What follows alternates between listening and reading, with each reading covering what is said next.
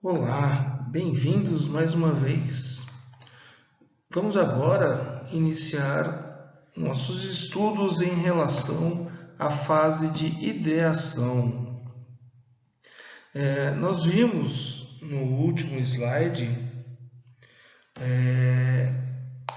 que nós tínhamos que, após fazer a imersão no ecossistema, né, do cliente, gerar o maior número de dados e informações possíveis e, na atividade de análise, organizar e compilar esses dados e essas informações adequadamente, de forma que a gente possa ter uma plena compreensão da demanda do nosso segmento de mercado, da dor, da real necessidade do nosso segmento de mercado.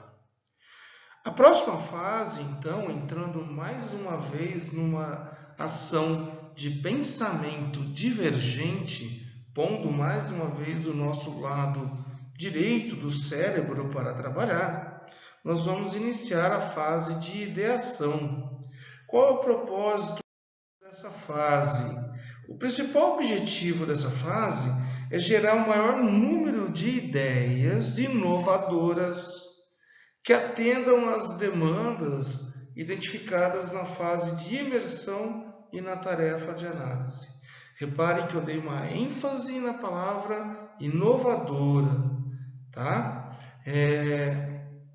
O nosso propósito aqui é criar produtos, é criar serviços, né, que sejam inovadores, que tragam alguma inovação e que agreguem valor para o segmento de mercado que vocês estão querendo trabalhar. Senão, a gente terá apenas mais um produto no mercado. E não é isso que nós queremos. Nós queremos mais, nós queremos ser mais, certo? É importante ainda que durante a ideação, durante toda a fase de ideação, que eu tenha a participação de pessoas com expertises, ou seja, com conhecimentos técnicos e conhecimentos até de vida, né? Em múltiplas áreas, conhecimentos de múltiplas naturezas. E é importante que eu tenha pessoas envolvidas em ambos os lados da criação, ou seja, tanto pessoas que estão criando o seu produto, quando eu falo produto, lembrando, eu falo produto ou serviço, tá ok? Então, quando eu estou ideando, é importante que eu tenha pessoas que participem, né, tanto pelo lado dos criadores do produto, os designers, como pessoas do lado dos consumidores, dos clientes, do seu segmento de mercado.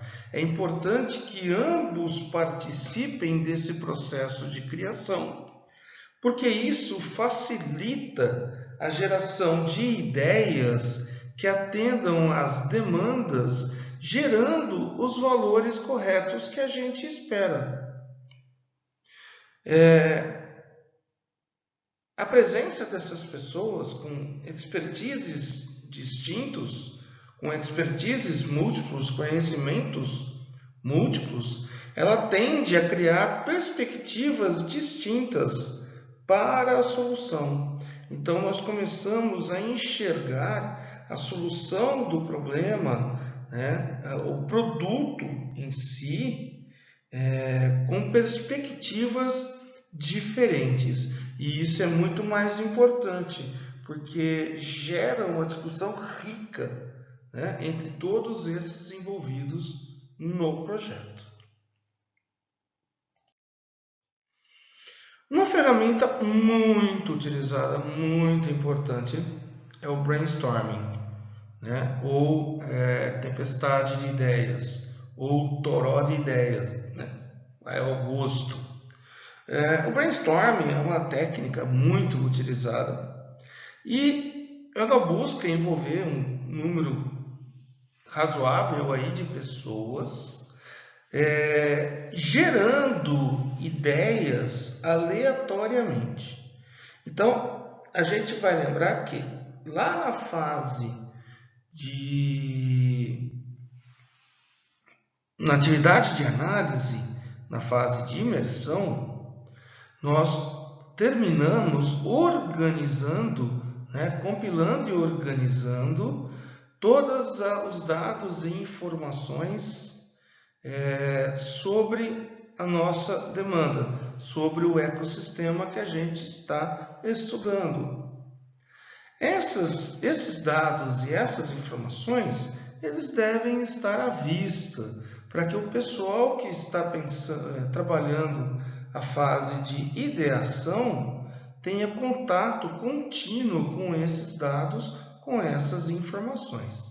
Assim, eles podem continuadamente gerar ideias. Essas ideias aleatórias, como eu disse, podem ser geradas sem restrição. O ideal é que ninguém censure as ideias de outras pessoas. Isso é muito importante, tá? Por quê? Porque no brainstorming, toda ideia é uma boa ideia. Este é um conceito bastante importante para a gente. Toda ideia é uma boa ideia e a gente pode acabar aproveitando essa ideia para trabalhar a solução da nossa demanda. Tá ok? Então, eu aqui ainda estou na fase divergente do pensamento. Estou na fase divergente, na segunda fase divergente do Design Thinking. Hoje, agora aqui, nós estamos no segundo diamante. Então, nós estamos na primeira parte do segundo diamante do Design Thinking.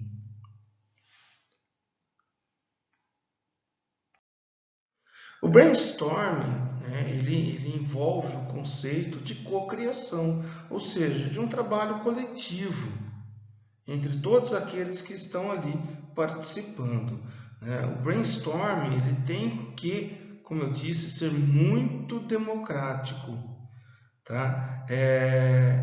Eu tenho que deixar a criatividade das pessoas fluírem. Quanto mais criativas elas forem, quanto mais ideias elas tiverem, maiores as chances de nós conseguirmos filtrar boas ideias para apresentar como possível solução para a nossa demanda. Essas ideias elas podem ser organizadas em post-its, por exemplo. Tá? Então, numa dessas, é interessante, por exemplo, que a ideia seja escrita em um post-it, e seja indicada a demanda que ela busca atender, ou a meta que ela busca atender. Vamos lembrar que lá nos cartões de insight, nós colocamos uma meta em cada cartão.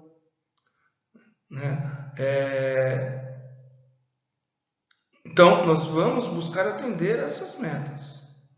Tá? Isso permite, deixa que a organização do resultado depois do brainstorm seja feito mais facilmente. Depois eu já começo a entrar na fase divergente de criação. Eu posso criar um repositório de ideias, onde eu vou receber todo esse conjunto de ideias geradas no brainstorming e vou organizar essas ideias por tema, por meta, por complexidade e assim por diante. Vou eliminar ideias repetidas e provavelmente vou eliminar muitas ideias que não se encaixam na realização daquele problema. Então, a priori, pareceu ser uma boa ideia, mas depois o coletivo entende que não. Aí o coletivo resolve descartar aquela ideia. Esse coletivo é formado pelo mesmo grupo que gerou as ideias. O mesmo grupo que gera as ideias, ele depois pode parar para organizar e selecionar quais são as melhores ideias, quais são as ideias que provavelmente atingirão a meta esperada, que é atender à demanda do problema lá no ecossistema do nosso segmento de mercado.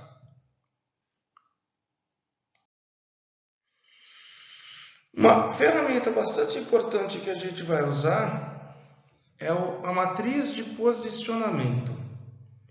A matriz de posicionamento ela vai nos permitir, ela vai ser baseada em duas outras ferramentas que nós já usamos.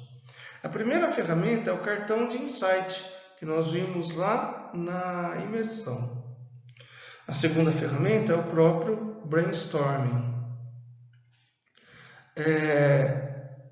A gente tem que voltar lá nos cartões de insight e identificar todos os temas que nós definimos lá nos cartões de insight.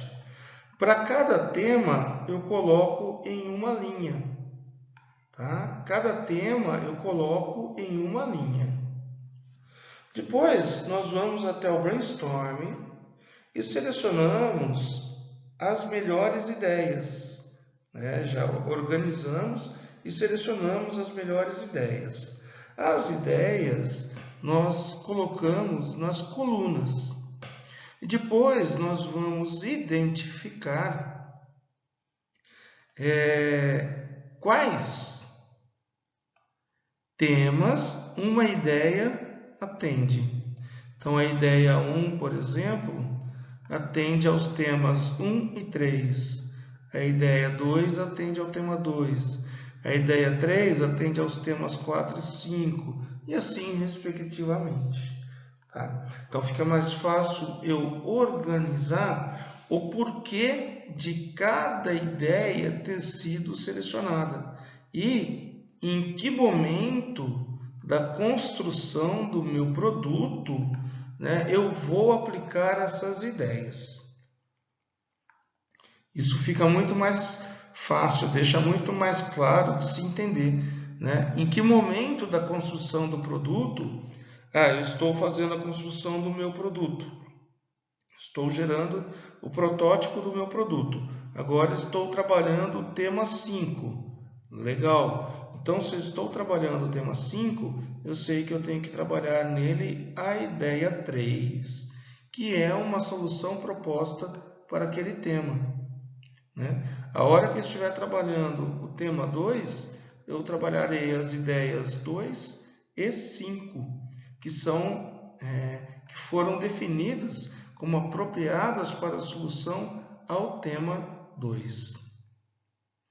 Então, essa matriz, ela dá uma visão bem ampla, né, da organização do que foi gerado no brainstorming e com o que foi gerado lá nos cartões de insight no momento de imersão.